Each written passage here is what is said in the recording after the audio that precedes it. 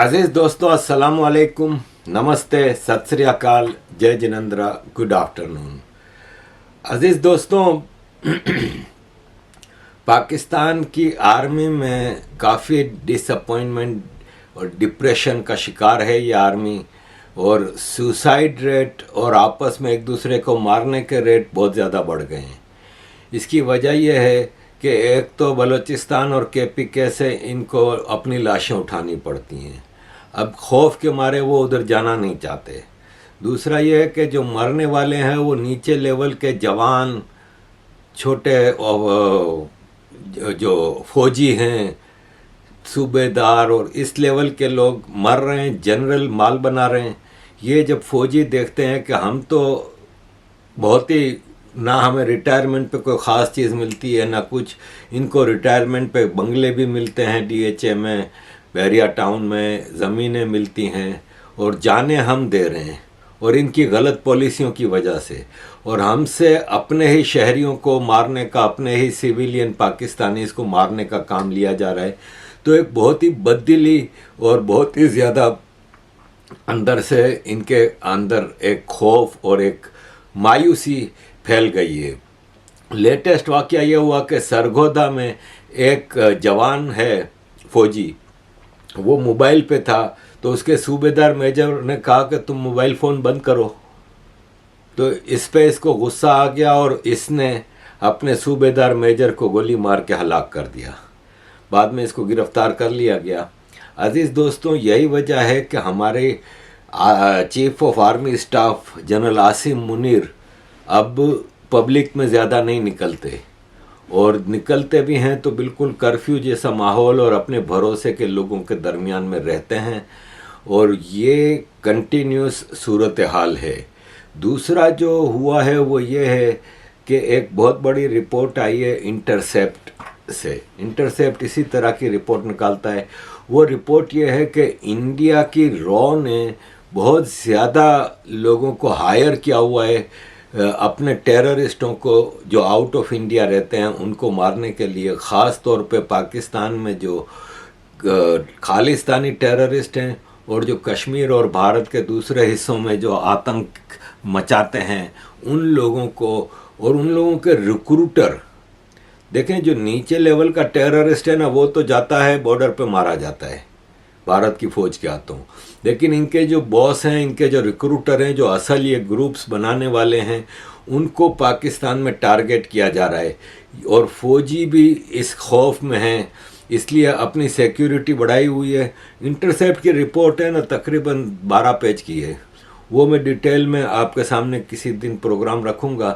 ابھی مختصراً یہ ہے کہ یہ ساری چیزوں سے پاکستان آرمی میں اس وقت خوف کا عالم بہت زیادہ ہے۔ دوسرا ایک اور وجہ یہ بھی ہے کہ افغان ریفیوجیز کو جو بھیجا جا رہا ہے نا، وہ بھی ایک بہت بڑا معاملہ ہے۔ دیکھیں، ایک تو ان کو اپروٹ کیا جا رہا ہے، جو یہاں پہ سیٹلڈ ہیں، جو یہاں پہ رہ رہے ہیں کئی سالوں سے، ان کو نکالا جا رہا ہے۔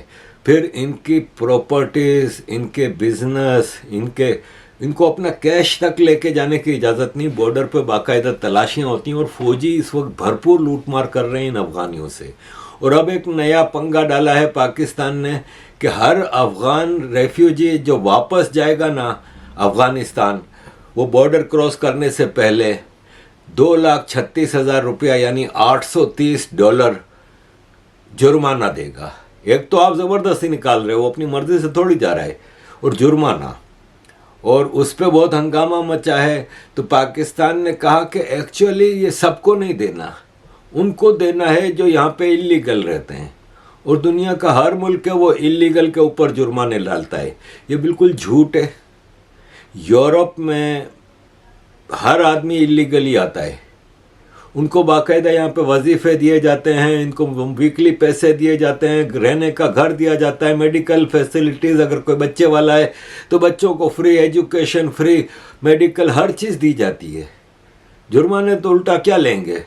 مجھے یاد ہے جب میں بیلجیم میں تھا تو انہوں نے ایک اسکیم نکالی تھی کہ جو ریفیوجی یا امیگرینٹ اللیگل ہے، وہ اگر واپس اپنے ملک جانا چاہتا ہے تو ہم اس کو $2,000 انعام دیں گے تاکہ وہ اپنے ملک میں جا کے سیٹل ہو۔ یہ میں 90s کی بات بتا رہا ہوں۔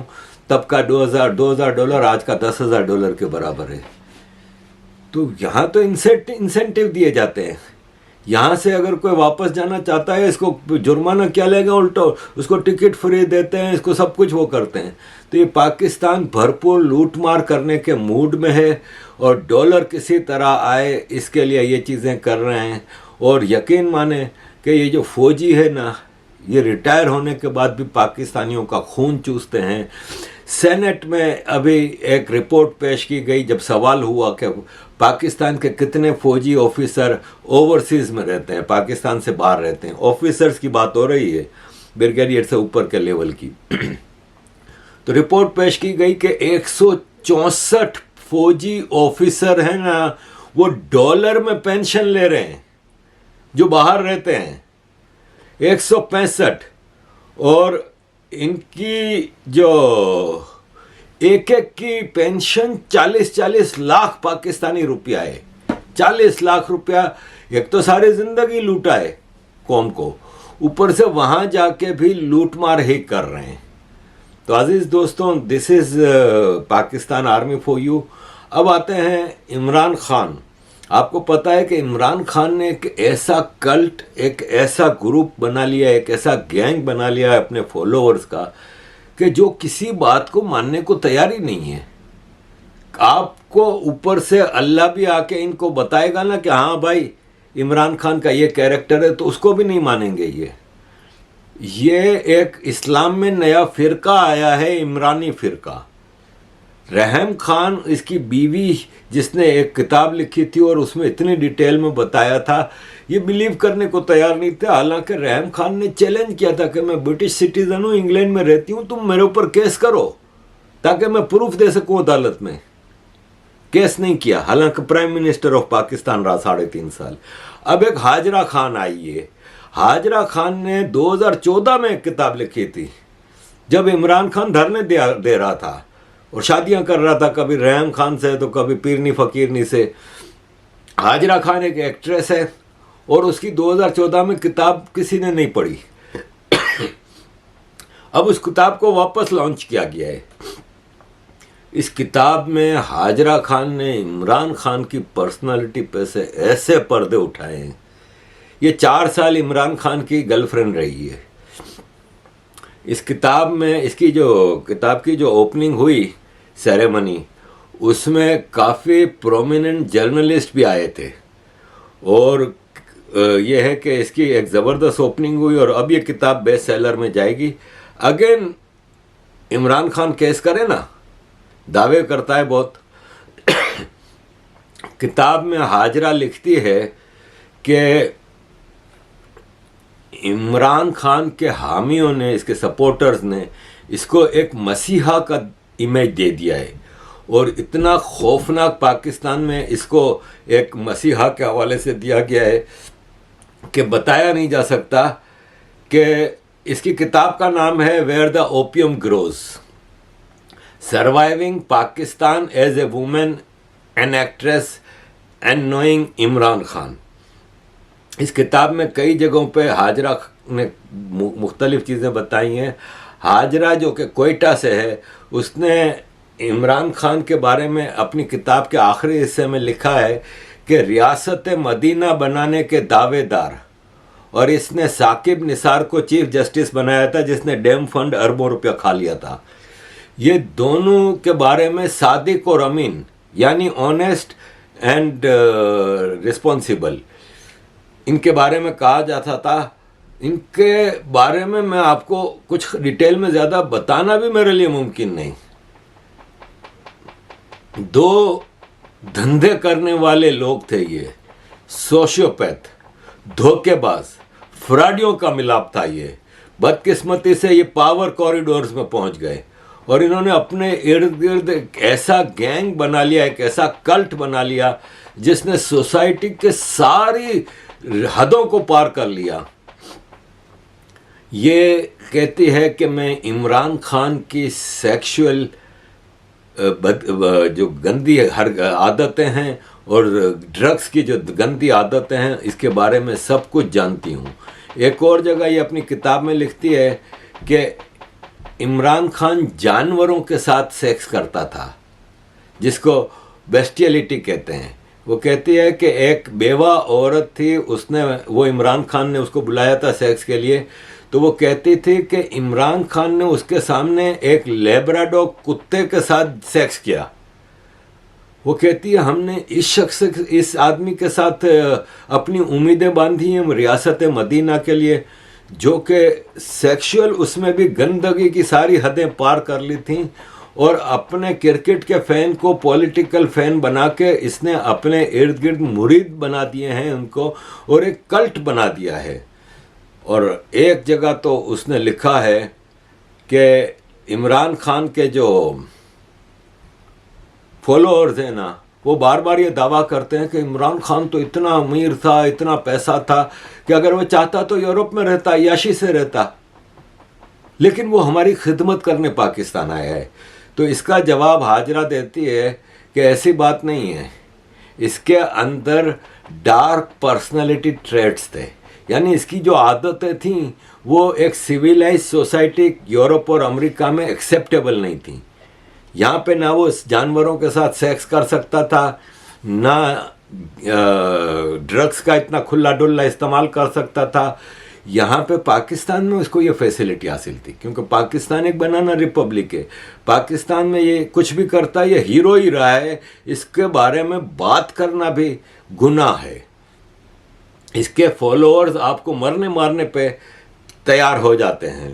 عزیز دوستوں، اگر جانوروں کے سیکس کی بات نکلی ہے تو پاکستان کے حوالے سے میں ایک بات بتا دوں کہ یہ ایک ریسرچ رپورٹ ہے. گوگل پہ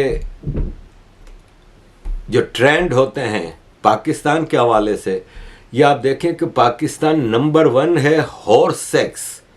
ہارس سیکس میں 2004 سے نمبر 1 ہے. ڈونکی سیکس میں 2007 سے نمبر 1 ہے. ریپ پکچرز دیکھنے میں پاکستانی 2004 اور 2009 میں ٹاپ پہ رہے. ریپ سیکس میں 2004 سے یہ نمبر 1 ہے. چائلڈ سیکس 2004 اور 2007 کے درمیان، اور پھر 2009 سے کنٹینیوس ٹاپ پہ ہے. اینیمل سیکس میں 2004 سے ٹاپ پہ ہے. ڈاگ سیکس میں 2005 سے ٹاپ پہ ہے. آپ بتائیں کہ یہ سوسائٹی ہے جس کا لیڈر بھی جب یہ کرے گا تو یہاں پہ میں نہیں کہتا کہ یورپ کوئی فرشتوں کی زمین ہے، یہاں بھی چائلڈ سیکس اور ڈارک ویب اور ڈارک پورنوگرافی اور پتہ نہیں کیا کچھ ہوتا ہے. کئی ایسی ویب سائٹس ہیں جو آپ کو پیسے لے کے ٹارچر دکھاتی ہیں، لائیو بچوں کے اوپر، عورتوں کے اوپر سیکشول ٹارچر دکھاتے ہیں، اور لوگ امیر لوگ جو ہیں وہ پیسے دے کے دیکھتے ہیں. ایک یہاں پہ نام میں بھول رہا ہوں، بڑھاپے میں اب نام یاد نہیں رہتے، کیا نام تھا، ایک عورت تھی جو وہ بھی عمران خان کی دوست تھی. اس کی میں پوری ویڈیو لگا چکا ہوں آپ کے سامنے کہ عمران خان کس طرح اس کی سیکس پارٹیوں میں جاتا تھا، اور یہ وہ پکڑی گئی ہے، ابھی تک جیل میں. اس کے چکر میں کئی بڑے بڑے نام آئے ہیں، لیکن یہاں پہ پرزیکیوشن ہے. عمران خان کے اوپر کوئی ایسا کیس بنا ہے ابھی تک؟ بھئی موجود ہے نا، یہ گواہیاں موجود ہیں. لیگل پروسیس میں پروف اور گواہی دو چیزیں ہوتی ہیں نا. گواہیاں موجود ہیں، عورتیں خود کتابیں لکھ رہی ہیں. اس کے بعد بھی اس کے اوپر اس قسم کا کوئی کیس نہیں بنے گا تو پاکستان ایک بنانا ریپبلک ہے. اور پھر اس نے پختونوں کو بالکل وہ جو کیا ہے نا، وہ ایک پختون کو بھی سوچنا چاہیے. پختونوں کو اس نے پاگل کر دیا ہے. وہ پختون جو اوریجنل پختون ہیں، باچا خان والے، منظور پشتین والے، ان کو گالیاں دے رہے ہیں عمران خان کے لوگ جو عمران خان کے پختون ہیں. اور مطلب میں کیا بتاؤں، آپ خود سنیں. آپ کے پشاور کے اندر جو یہ ایک کھیپ تیار کی گئی ہے مڈل کلاس پشتون لونڈوں کی، the apolitical PTI voters, کہ we are apolitical, we are totally divested and disconnected from our Pashtun history. Pashtun identity ہم نے کلیم کرنی ہے، زا پختونی ہم. اتا پتا مجھے اگلا پچھلا کچھ بھی نہیں ہے. باچا خان کو بھی گالیاں، اے این پی کو بھی گالیاں، اس کو بھی گالیاں، اس کو بھی گالیاں. چار سدہ والے جاہل، مردان والے جاہل، صوبی والے جاہل. ان لونڈوں کی میں آپ کو مثال دیتی ہوں. ان کی مثال بالکل ان پاکستانیوں کی طرح جو پہلے مولوی کو اپنا ناخن پکڑاتے ہیں. مولوی ناخن پکڑنے کے بہانے آپ کا پورا بازو پکڑتا ہے. پورا بازو پکڑنے کے بعد آپ کے گھر میں داخل ہوتا ہے، آپ کی بیوی سے طلاق کرواتا ہے، آپ کی بیوی سے خود نکاح کرتا ہے، اور اپنے ولیمے کی مٹھائی بھی آپ سے بٹواتا ہے خاور مانے کا کی طرح. یہ وہ پشتون لونڈوں کی کلاس ہے. اس بے غیرتی کو کوئی نام نہیں دیا جا سکتا، اور یہ سرمایہ ہے آپ کے پشاور کا. عزیز دوستوں، اینڈ پہ میں آپ کے سامنے ایک ویڈیو رکھ رہا ہوں. 6 منٹ کی ویڈیو ہے. یہ پاکستان آرمی کے بکھے ادھیڑ دے گی. یہ ایک جرنلسٹ ہے جو 15 سال سے پاکستان میں جرنلزم کر رہا ہے. وہ بڑے جینین سوال اٹھا رہا ہے کہ ہم تو جب سے پیدا ہوئے ہیں تب سے یہی سن رہے ہیں کہ پاکستان کے اوپر مشکل وقت ہے، دہشت گردی ہو رہی ہے، ٹیررزم ہو رہا ہے، اور ہم نے ٹیررسٹوں کی کمر توڑ دی. ہم ٹیررسٹوں کی کمر توڑنے والے ہیں. ہم ان قریب یعنی ویری شارٹلی، ویری کوئکلی ہم دہشت گردوں کو مار دیں گے، ختم کر دیں گے. یہ ہم ضیاء الحق کے زمانے سے سنتے آئے ہیں. یہ ینگ ہے تھوڑا جرنلسٹ، اس کی جرنلزم 2003 سے یہ دیکھ رہا ہے چیزیں، تو یہ مشرف کے پیریڈ سے بتا رہا ہے. ہم تو ضیاء الحق، اسلم بیگ، پھر عبد الوحید کاکڑ، پھر آصف نواز جنجوعہ، اور پھر اسلم بیگ کے بعد آصف نواز جنجوعہ، پھر عبد الوحید کاکڑ، اور پھر لائن سے جو آرمی چیف آئے ہیں وہ یہی کہتے آئے ہیں، اور اربوں ڈالر سویلین گورنمنٹ سے آپریشن کے نام پہ لیتے ہیں. کبھی آپریشن ضرب عضب، رد الفساد آپریشن، یہ تو آپریشن وہ. یہ ذرا آپ سنیے گا، آپ حیران رہ جائیں گے کہ یہ بھائی کیا بتا رہا ہے.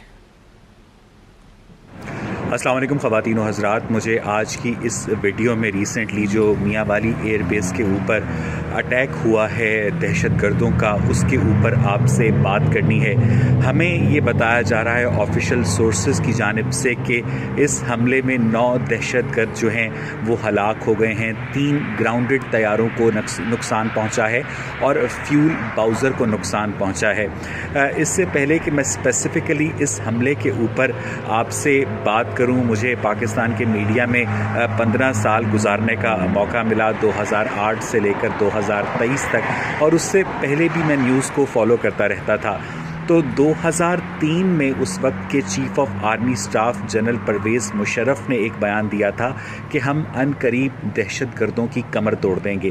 ٹھیک 5 سال کے بعد جنرل اشفاق پرویز کیانی نے 2008 میں یہ بیان دیا تھا کہ ہم ان قریب دہشت گردوں کی کمر توڑ دیں گے. اس کے بھی ٹھیک 5 سال کے بعد 2013 میں جنرل راحیل شریف نے بھی قوم کو یہ خوشخبری سنائی تھی کہ ہم ان قریب دہشت گردی کی کمر توڑ دیں گے. اور اس کے ٹھیک 5 سال کے بعد جنرل قمر جاوید باجوہ جو کہ چیف آف آرمی سٹاف تھے اپنے وقت کے، انہوں نے بھی یہی پیغام دیا تھا کہ ہم ان قریب دہشت گردی کی کمر توڑ دیں گے. اور اب 2023 میں جنرل عاصم منیر جو کہ چیف آف آرمی سٹاف ہیں، ان کا بھی یہی کہنا ہے کہ ہم ان قریب دہشت گردی کی کمر توڑ دیں گے.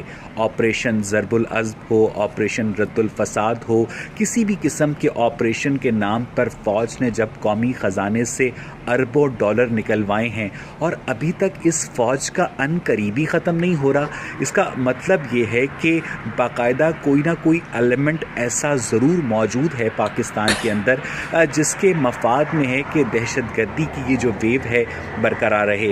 جو لوور رینکس کے جوان ہوتے ہیں، میں ان کی شہادت کے اوپر دلی افسوس کا اظہار کرتا ہوں، لیکن میں جو بڑی گیم ہے اس کے اوپر اس ویڈیو میں پوائنٹ آؤٹ کرنا چاہتا ہوں کہ آخر کیا وجہ ہے کہ پاکستان کے اندر ہمیں یہ بھی بتایا جاتا ہے کہ ہماری جو ISI ہے وہ دنیا کی نمبر 1 اسپائی ایجنسی ہے.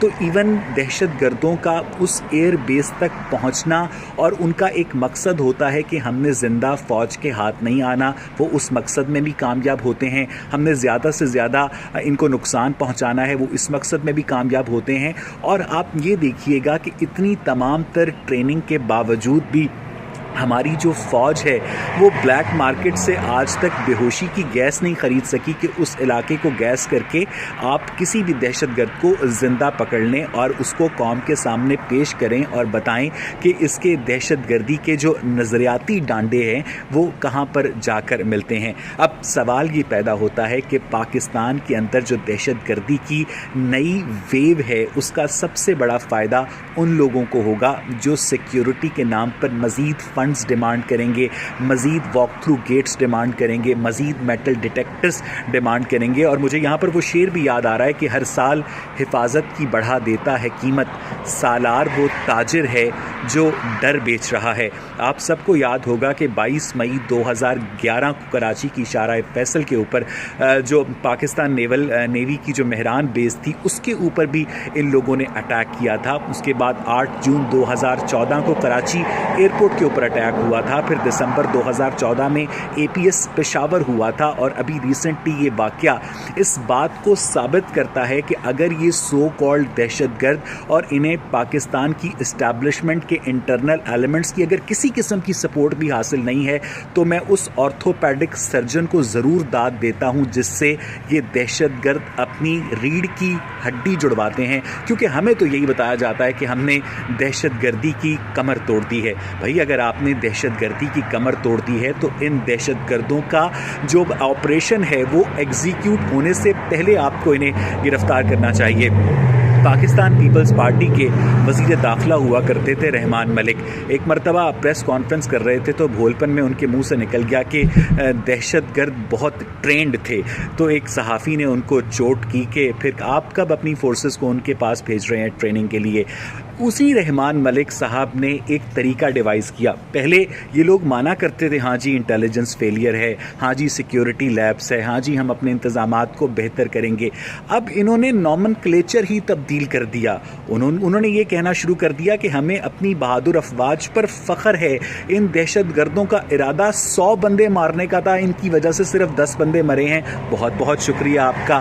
آج بھی جو جنگ اخبار کی ہیڈ لائن ہے اس ہیڈ لائن کو بہت سائیکالوجیکلی ہینڈل کیا جاتا ہے کہ دہشت گردوں کا ایئر بیس کے اوپر حملہ ناکام. بھائی حملہ ہوا, آپ کو نقصان ہوا, دہشت گرد آپ کے ہاتھ زندہ نہیں ہوئے, تو مجھے یہ بتائیے کہ یہ حملہ کیسے ناکام ہے, اور اس حملے کو ہونے دینے کے اندر جو سیکیورٹی لیبس ہے, جو انٹیلیجنس فیلئر ہے, اس کا ذمہ دار کیا چیئرمین واپٹا ہے, اس کا ذمہ دار کیا چیئرمین واسا ہے, اس کے ذمہ دار ڈائریکٹلی آپ کی وہ سیکیورٹی ایجنسیز ہیں جو کہ ریاست پاکستان سے تنخواہ تو لیتی ہیں لیکن وہ ریاست پاکستان سے بالا اپنے مفادات, جو اپنی بگ ڈرٹی گیم ہے اسے پورا کرنے کے لیے اس طرح کے جو معاملات ہیں وہ کروائے جاتے ہیں. اب سوال یہ پیدا ہوتا ہے کہ پاکستان میں یہ معاملہ کب رکے گا؟ تو مجھے نہیں لگتا خواتین و حضرات کہ عنقریب پاکستان میں دہشت گردی کی لہر میں کمی آئے گی, کیونکہ یہ تھا پاکستان کے حوالے سے میرا آج کا programme.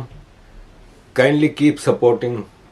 Thank you very much for all your support.